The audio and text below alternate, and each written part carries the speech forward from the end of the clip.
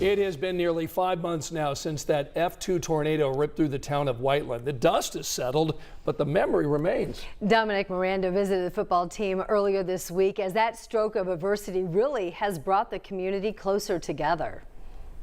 Operation Football is back for week 2, and our game of the week this week, it's a good one. 5A second-ranked Whiteland playing host to 4A fifth-ranked Kokomo, and the Warriors, they're already ready for us. Welcome Operation Football, positioned very nicely next to that Whiteland Warriors 2022 state runner-up football. Look, the Warriors have a proud tradition. It's a close-knit community with a very strong culture. When adversity hits, this town of just under 5,000 comes even closer together. That strength, though, was tested this past spring when Whiteland took a direct hit from an F2 tornado.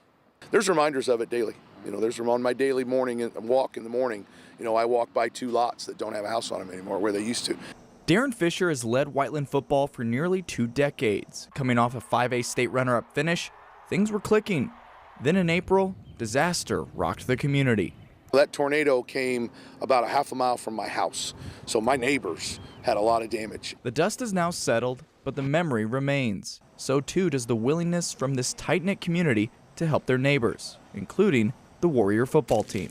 This community always rallies. You know, one of the reasons I stay here is, you know, kids always come first. And we always say, for your town, for your school, for your teammates. Literally, when you could go out the next morning for days and days and days and days, there were so many people that didn't know the names of the people that they were helping. They just helped because they knew it needed to be done. And that's what's great about this community. The kids are always first.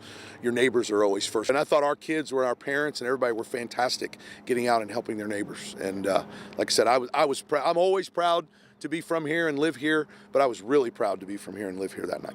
A lesson synonymous with sports when adversity strikes, something the 2023 football team has front of mind as they look to replicate their success from a year ago, a renewed sense of community and togetherness.